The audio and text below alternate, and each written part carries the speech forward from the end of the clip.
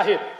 नीती आयोगाकडून जाहीर करण्यात आलेला निर्यात सिद्धता निर्देशांक 2024 यामध्ये महाराष्ट्र राज्याला प्रथम स्थान प्राप्त झाले आहे।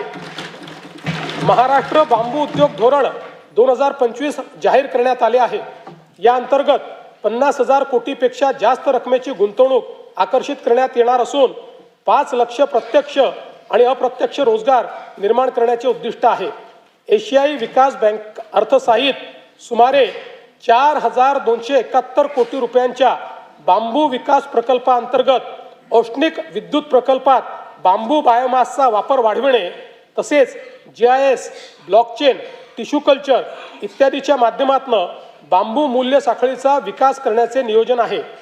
स्टील हब म्हणून उदयास येत असलेल्या गडचिरोली जिल्ह्यात लोह खनिजावर आधारित विशाल व अतिविशाल स्टील उद्योगांच्या माध्यमातून सुमारे 2,62,000 कोटी रुपये गुंतवणूक व 70,000 पेक्षा जास्त रोजगार निर्मिती अपेक्षित आहे।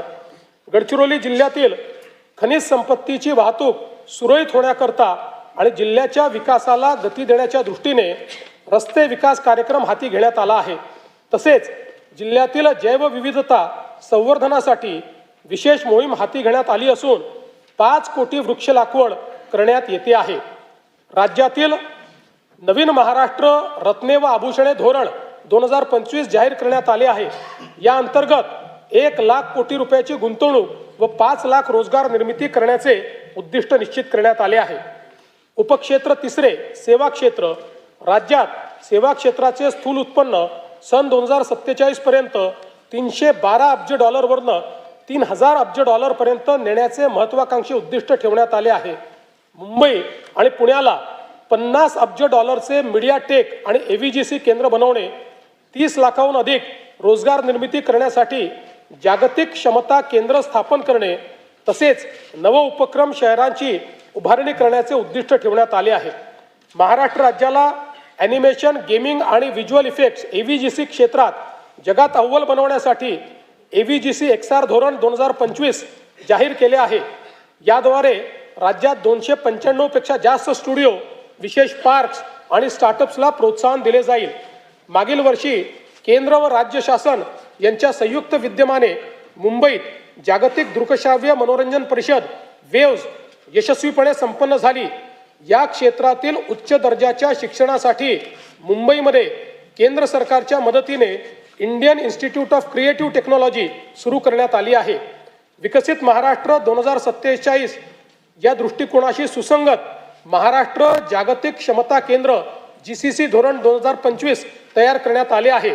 मला सांगताना आनंद वाटतो की महाराष्ट्रातील पुणे हे GCC साठी देशातील सर्वाधिक पसंतीचे स्थान ठरत आहे। राज्यात या धोरणाच्या माध्यमातून 400 नवीन जागतिक क्षमता केंद्र स्थापन करण्यात येणार असून 4 लाख उच्च कुशल नोकरीच्या संधी निर्माण करण्याचे उद्दिष्ट आहे। उपक्षेत्र चौथे पर्यटन राज्यात येणाऱ्या पर्यटकांची संख्या सन 2047 पर्यंत वार्षिक 16 कोटीहून 38 कोटीपर्यंत वाढवण्याचे उद्दिष्ट आहे। त्याकरिता मुंबई, सिंगापूर आणि दुबईमध्ये पर्यटन गुंतवणूक कक्ष सुरू करणे, खासगी गुंतवणूक आकर्षित करून जागतिक दर्जाची पर्यटन स्थळे व पर्यटन परिपथ विकसित करणे तसेच प्रवास 100% डिजिटाइज करून पर्यटन परिसंस्था निर्माण करण्याचे उद्दिष्ट ठेवण्यात आले आहे। महाराष्ट्र पर्यटन विकास महामंडळाच्या सुवर्ण महोत्सवी वर्षानिमित्त निवडक 50 पर्यटन स्थळी पायाभूत सुविधा अत्याधुनिक करण्यासाठी प्रादेशिक पर्यटन विकास योजनेतून प्राधान्याने निधी उपलब्ध करून देण्यात येईल। सातारा जिल्ह्यातील सह्याद्री पर्वत रांगांमध्ये वसलेला वासोटा किल्ला हा छत्रपती शिवाजी महाराजांच्या शौर्याचे आणि रणनीतीचे प्रतीक आहे। पर्यटकांच्या सुरक्षित, सुलभ व पर्यावरणपूरक प्रवेशाकरता मुनावळे ते वासोटा किल्ला रोपवे प्रकल्प करण्याचे नियोजित करण्यात आले आहे। नाशिक येथे रामकाल पथ विकास प्रकल्पाअंतर्गत करण्यात येणारी कामे प्रगतीपथावर आहेत। राज्यातली तिसरी चित्रनगरी नवरगाव तालुका रामटेक जिल्हा नागपूर येथे विकसित करण्यात येणार आहे। रामटेक येथे रामसृष्टी व कालिदास सृष्टी उभारण्यात येईल। तसेच महाकवी कालिदास यांचे जीवनचरित्र सर्वसामान्य जनतेला व नवीन पिढीला कळावे याकरिता चित्रपट निर्मितीसाठी आवश्यक ते सहकार्य केले जाईल। देशातील एकूण 12 ज्योतिर्लिंगांपैकी राज्यात असलेल्या 5 ज्योतिर्लिंगांच्या तीर्थक्षेत्र विकास आराखड्याची प्रभावी व तात्काळ अंमलबजावणी करण्यासाठी भारतीय प्रशासकीय सेवेतील 5 वरिष्ठ अधिकाऱ्यांकडे नियमित आढावा, समन्वय व नियंत्रण करण्याची जबाबदारी सोपवण्यात आली आहे. पंढरपूर मंदिर विकास आराखड्याच्या पहिल्या टप्प्यातील कामे पूर्णत्वाच्या मार्गावर असून पुढील विकास कामांचे नियोजन प्रगतीत आहे. महानुभाव पंथीयांच्या विविध धार्मिक स्थळांच्या ठिकाणी पायाभूत सुविधांचा विकास करण्याची कामे प्रगतीपथावर असून त्याकरिता आवश्यक निधी उपलब्ध करण्यात येईल. स्तंभ दुसरा, शाश्वत उपक्षेत्र पहिले, शाश्वत शहरी विकास. 2047 पर्यंत राज्याची नागरी लोकसंख्या 70% होणार असून स्थूल राज्य उत्पन्नात या घटकाचे 75 ते 80% योगदान असणार आहे. राज्यात शाश्वत शहरी विकास करण्याकरता 10 पेक्षा जास्त सक्षम प्रादेशिक विकास प्राधिकरणे स्थापन करणे, 50 पेक्षा अधिक सुनियोजित बहुउपयोगी शहरी समूह विकसित करणे, वाहतूक केंद्रित विकास तसेच शहरी स्थानिक स्वराज्य संस्थाच्या सेवा 100% डिजिटाईज करण्याचे नियोजन आहे. मुंबई महानगर प्रदेशाची अर्थव्यवस्था 2030 पर्यंत 140 अब्ज डॉलरवरनं 300 अब्ज डॉलरपर्यंत नेण्याचे उद्दिष्ट ठेवण्यात आले आहे.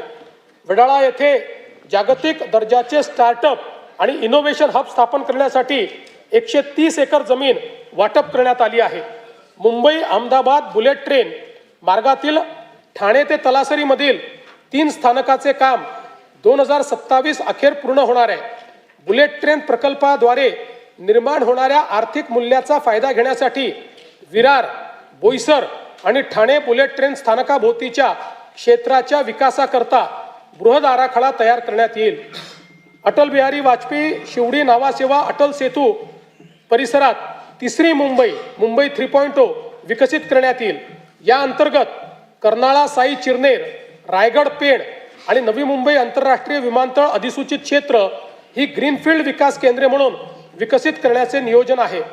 वाढवण जिल्हा पालघर जवळ चौथी मुंबई विकसित करण्याचे नियोजित असून त्या अंतर्गत लॉजिस्टिक्स आणि वेअर हाऊसिंगसाठी विकास केंद्रे निर्माण करण्यात येतील. झोपडपट्टी पुनर्वसन प्राधिकरणामार्फत मुंबई महानगर प्रदेशातील 20 लाख झोपडपट्टी धारकांच्या घरांच्या पुनर्विकासासाठी तसेच भाडे तत्वावरील घरांसह 10 लाख परवडणारी घरे विकसित करण्यासाठी बृहद आराखडा तयार करण्यात येत आहे. मुंबई महानगर प्रदेशात नवीन बेकायदेशीर बांधकामे होणार नाहीत याची खात्री करण्यासाठी GIS आधारित मॅपिंगचा वापर करून नो न्यू स्लम फ्रेमवर्क विकसित करण्यात येणार आहे.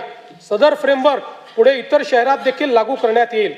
केंद्र शासनाकडून नीती आयोगामार्फत देशभरातील निवडक क्षेत्रांचा आर्थिक वाढीचा रोडमॅप तयार करण्यात येत आहे. मुंबई महानगराच्या धर्तीवर पुणे, नाशिक, नागपूर व छत्रपती संभाजीनगर ग्रोथ हब प्रकल्पाचा विकास आराखडा तयार करण्यात येणार आहे. नागपूर शहराच्या आर्थिक वाढीला चालना देण्यासाठी नवीन नागपूर म्हणून व्यापार व वित्तीय केंद्र विकसित करण्यात येणार आहे. नागपूर शहराच्या विकास व विस्ताराला चालना देण्यासाठी